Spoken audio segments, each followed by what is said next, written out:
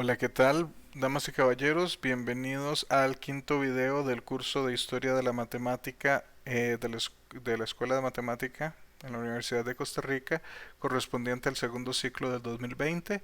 Vamos a hablar sobre la matemática del Egipto antiguo y para su referencia, el material correspondiente a esta lección se encuentra principalmente en el libro de Historia de la Matemática por Mersbach y Boyer, específicamente el capítulo 2.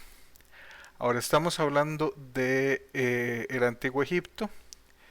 ¿De dónde estamos hablando? Bueno, esto es un mapa elemental de la zona y cubre dos de las cuatro civilizaciones antiguas que vamos a analizar, que es Egipto y Mesopotamia.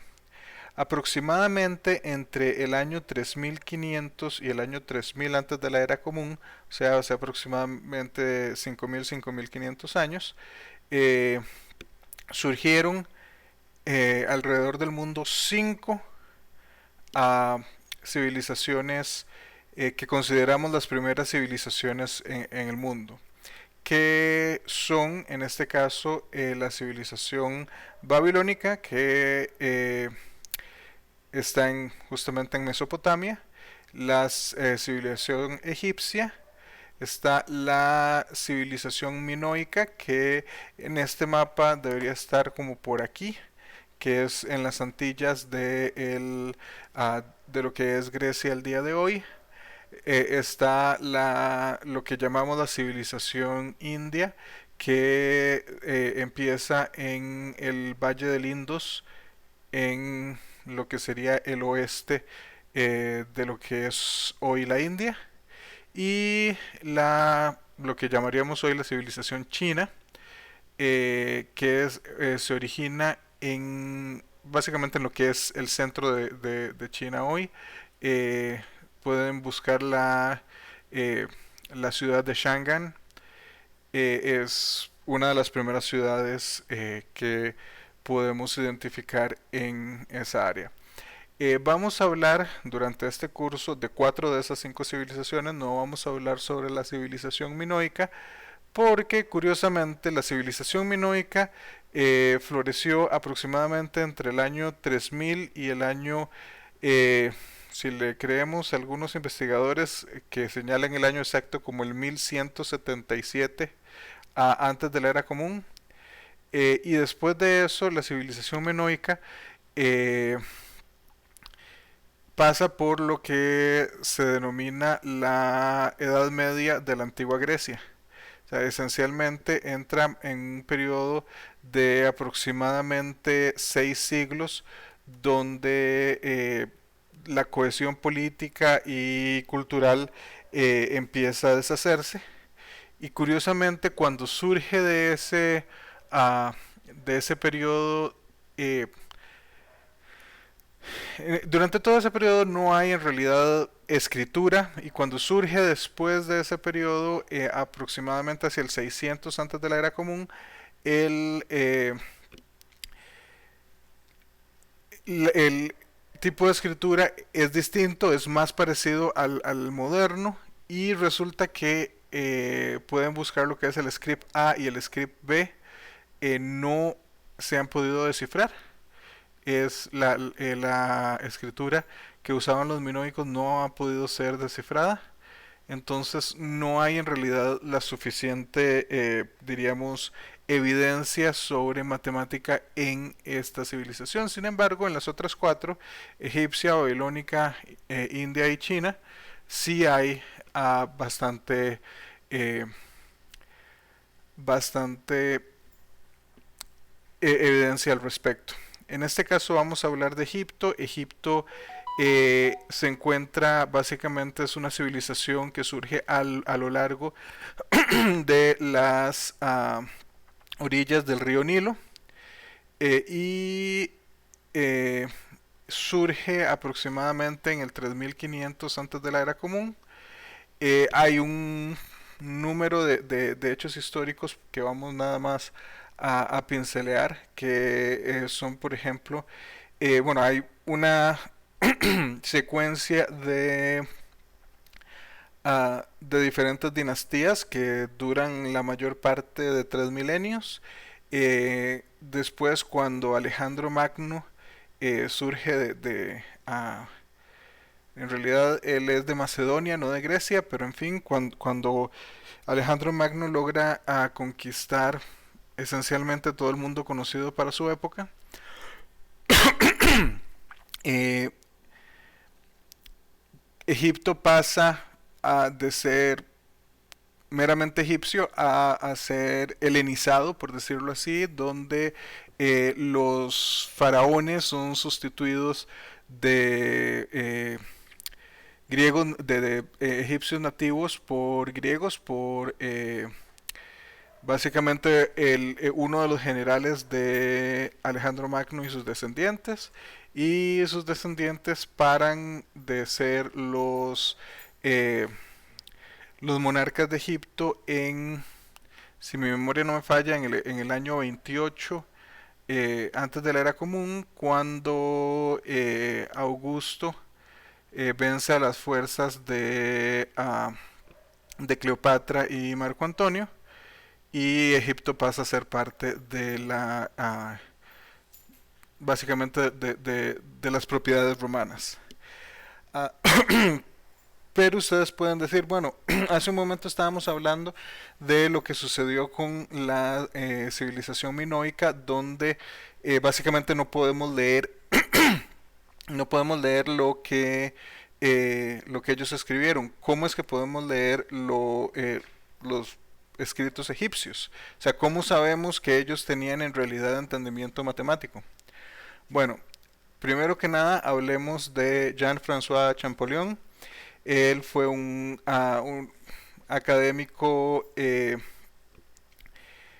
francés quien inició el descifrado eh, de los jeroglíficos egipcios antiguos. En realidad él desarrolló mucha de la teoría, y él saltó junto con un montón de otros académicos a la oportunidad de ir eh, con Napoleón Bonaparte eh, a su básicamente a conquistar Egipto. Y entre las cosas que se encontraron la famosa piedra Rosetta. El problema con la piedra Rosetta es que la piedra Rosetta no terminó en Francia, sino en Inglaterra.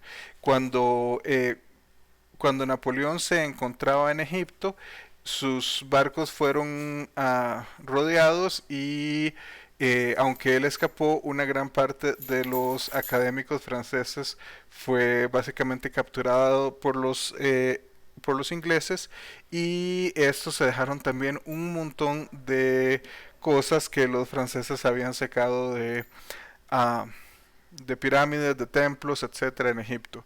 Una de ellas es la piedra Rosetta.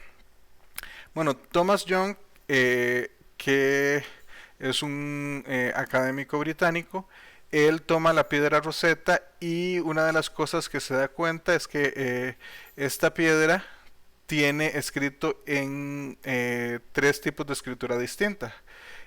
Arriba se encuentra el eh, escrito en jeroglíficos.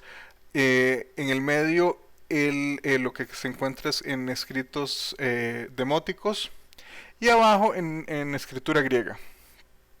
Ah, o sea, uno de los problemas que se tiene con respecto a los documentos que sobreviven es que una vez que básicamente que se helenizó Egipto, pues los gobernantes eran de origen griego, y pues si bien ellos podía que hablaran algo de los idiomas locales, eh, escribían en griego. Entonces la mayor parte de las cosas que tenemos desde aproximadamente el siglo cuarto hasta el siglo I antes de la era común son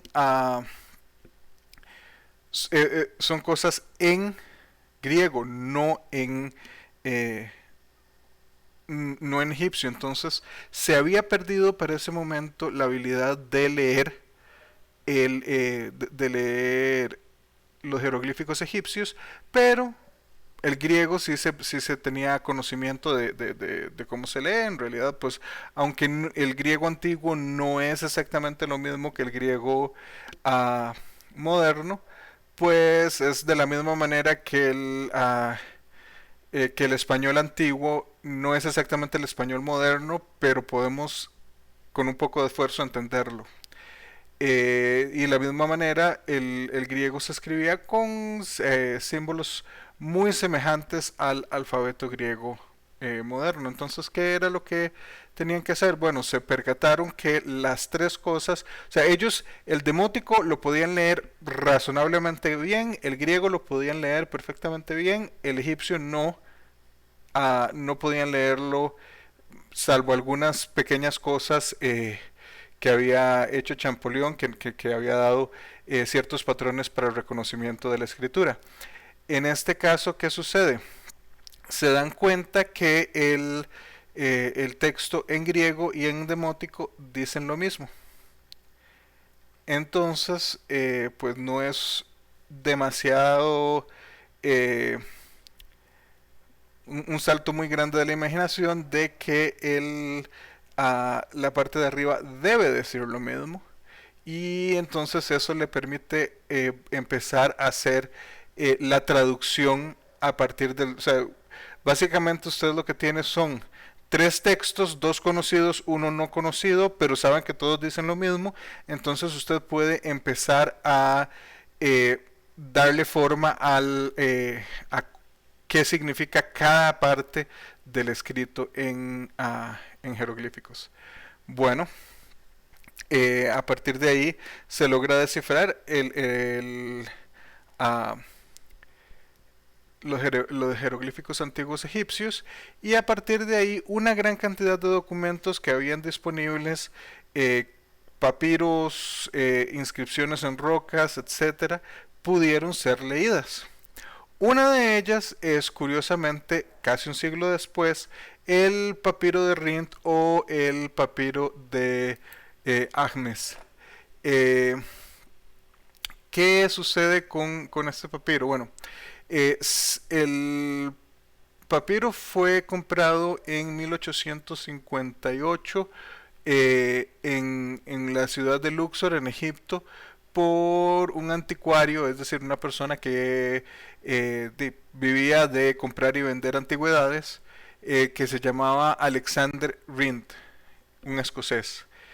Bueno, a Rhind lo que, o sea, lo compra, se lo lleva y empieza a tratar de leerlo, y se da cuenta que es esencialmente un libro de matemática. Aquí, evidentemente, el cuadro de abajo no es una fotografía, sino una representación de partes que se han podido reconstruir del papiro. El papiro no necesariamente es trivial de leer.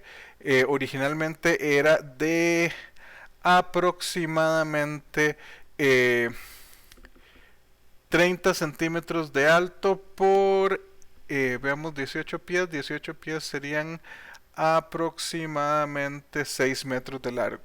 5 metros y resto 6 metros de largo. Y lo que contenía es básicamente eh, un libro de texto para el estudiante de matemática de Egipto, de hace 3500 años. O sea, el papiro se le ha dado un fechado de aproximadamente 1550 antes de la era común. O sea, hace 1550 antes de la era común, esos son 3570 años.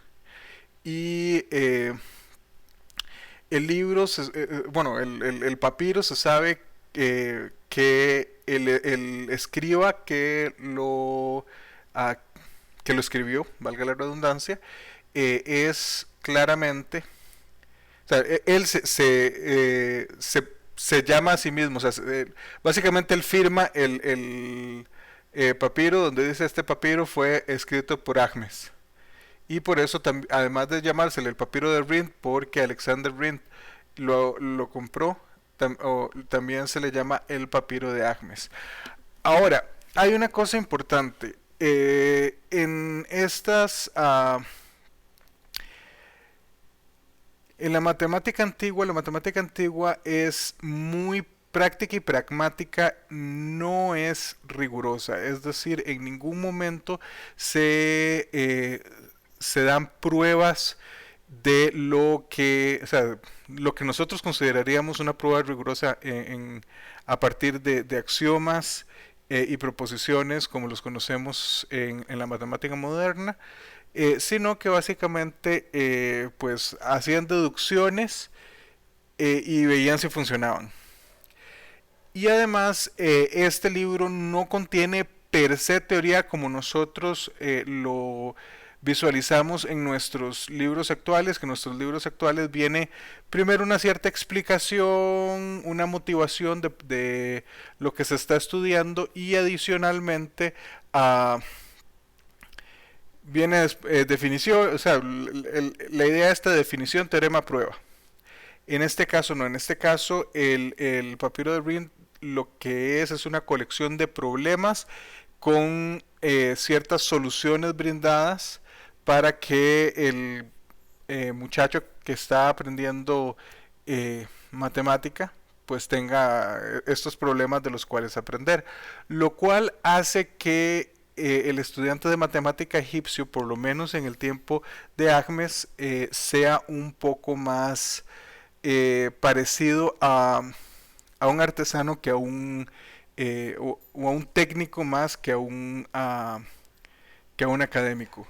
O sea, ellos aprendían una cierta cantidad de cosas y trataban de básicamente de aplicar sus conocimientos de muchos problemas a la resolución de nuevos problemas, tratando de reducirlos a problemas ya conocidos, que es algo que los matemáticos hacemos muy a menudo, pero no había la idea de rigurosidad. La idea de rigurosidad va a requerir todavía más de casi un milenio hasta que lleguemos a los pitagóricos.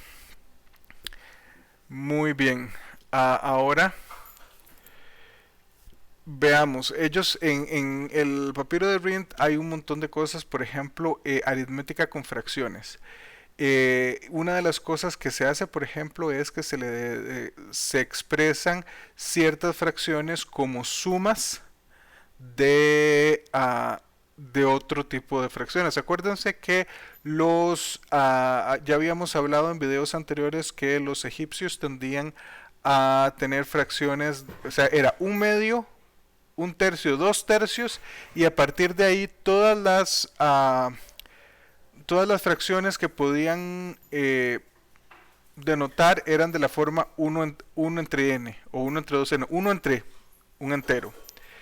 Entonces ellos tendían a realizar este tipo de divisiones para ejemplificar diferentes formas de representar estas fracciones de la forma en la que ellos podían hacerlo. Por ejemplo, ellos una cosa que sí sabían era que, o sea, lo que nosotros hoy llamaríamos simplificar la fracción, o sea, ellos sabían que 2 décimos era lo mismo que un quinto. Y además, hay en algunos casos más de una manera de representar cada una de las fracciones en cuestión. Por ejemplo, en este caso tenemos un medio más un quinto.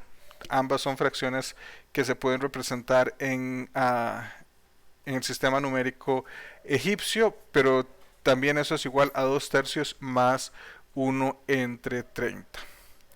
Y bueno, pregunta interesante, ¿es eso cierto?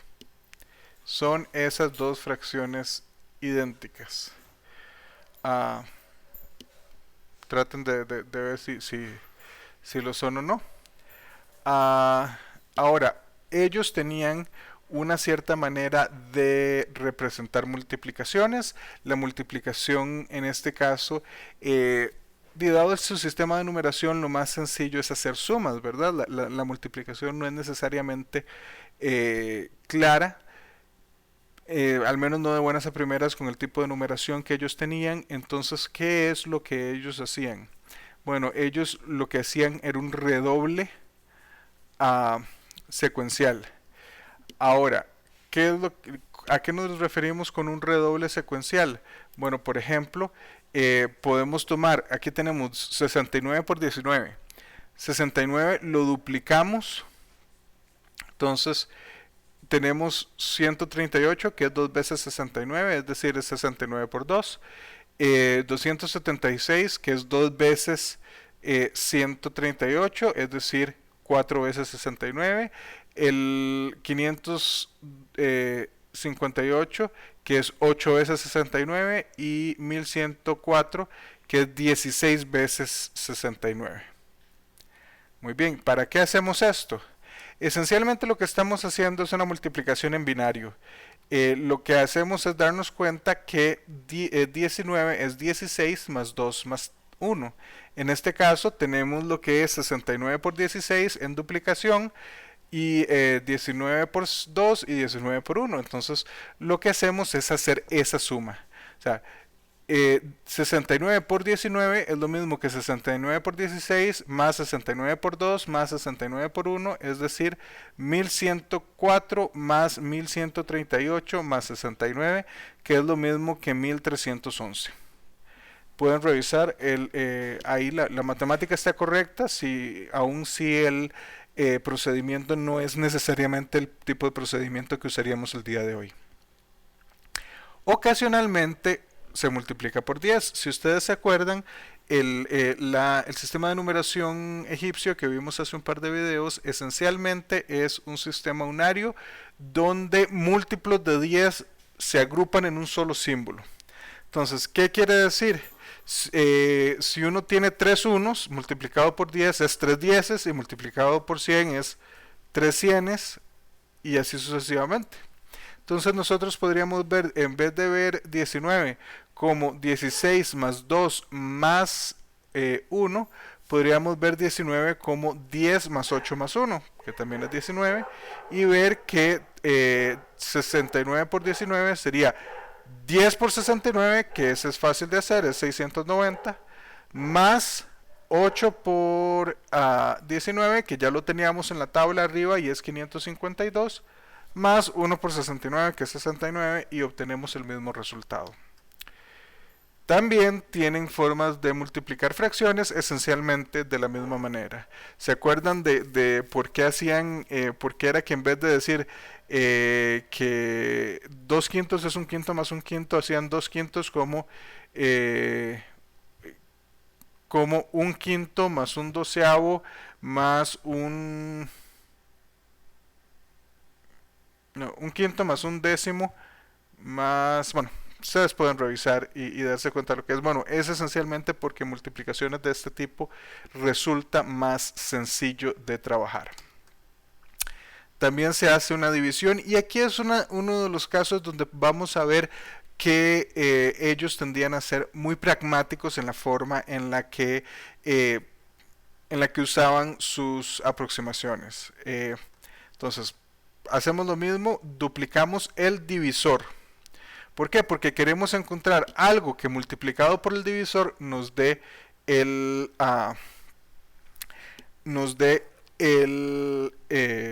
el dividendo.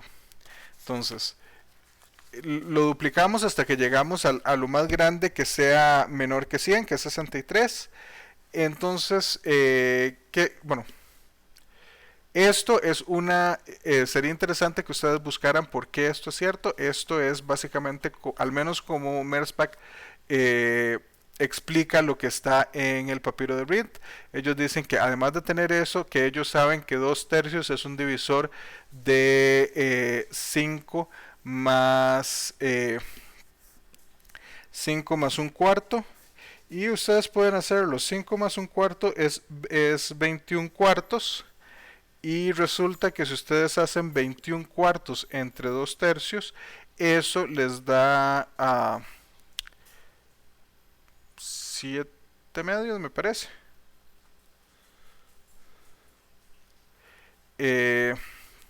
bueno,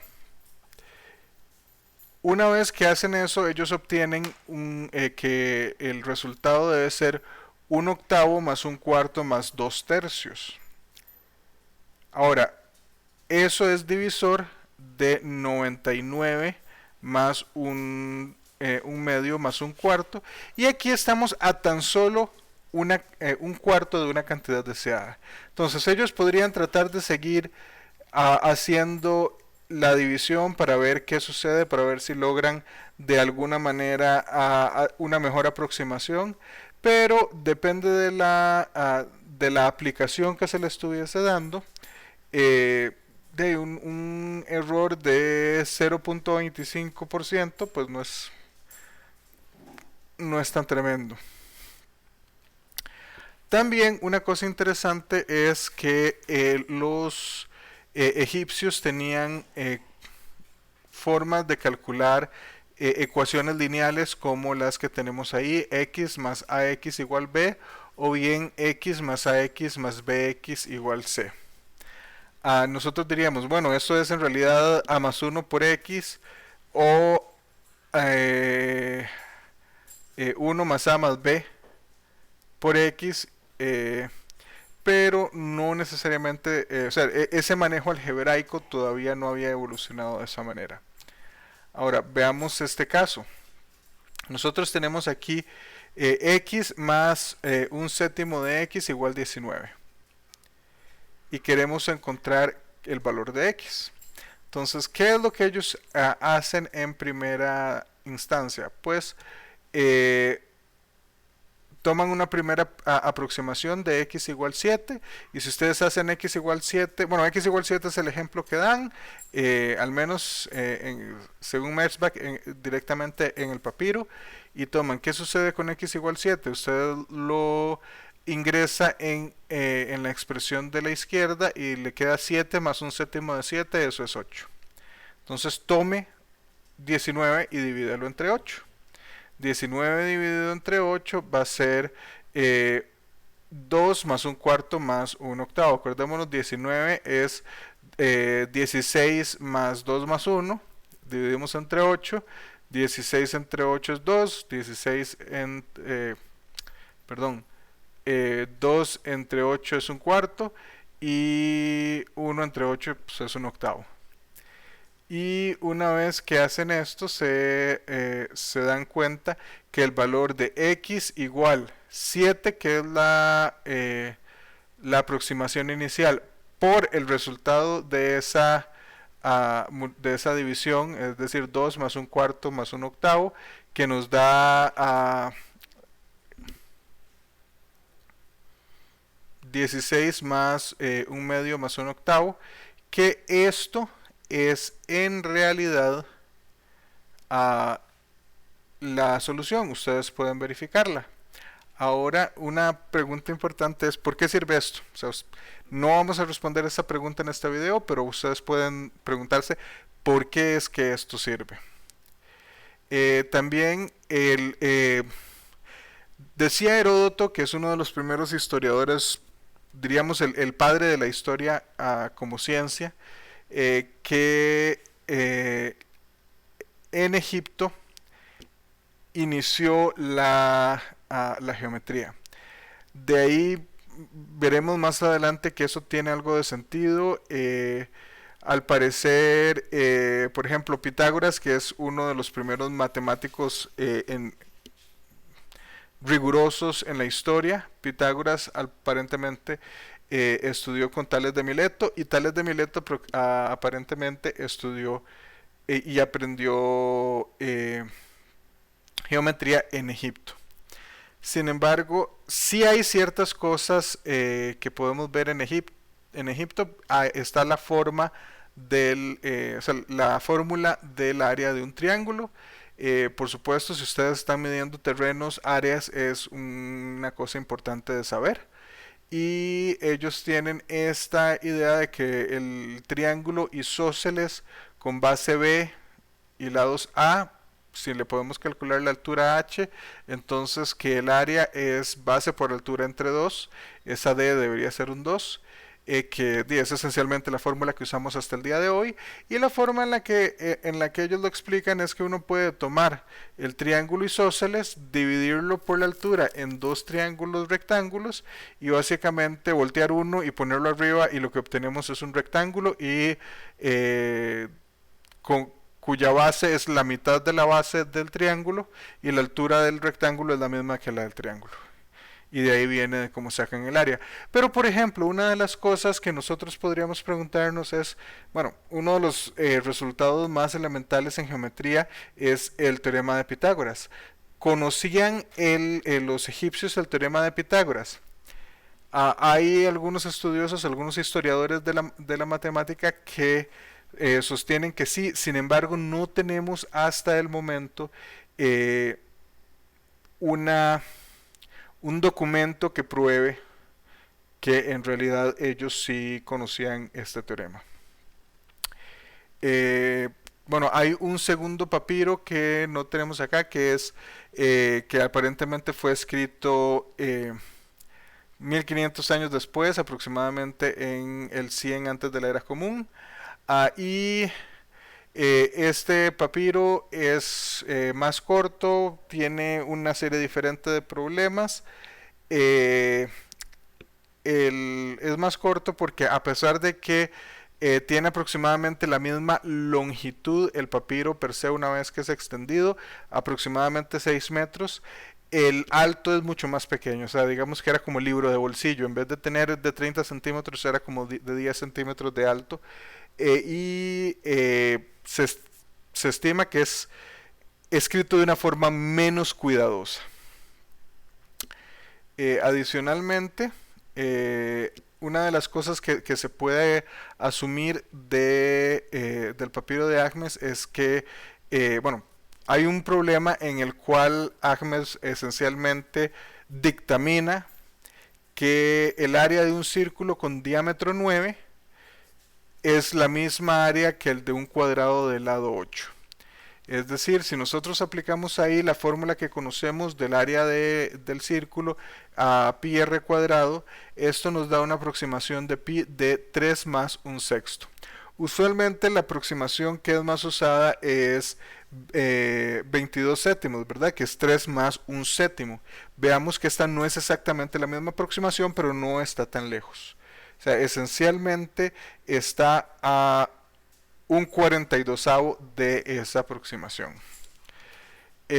También ellos hacen estudios y hay problemas en el papiro de Agmes al respecto de cálculo dependiente.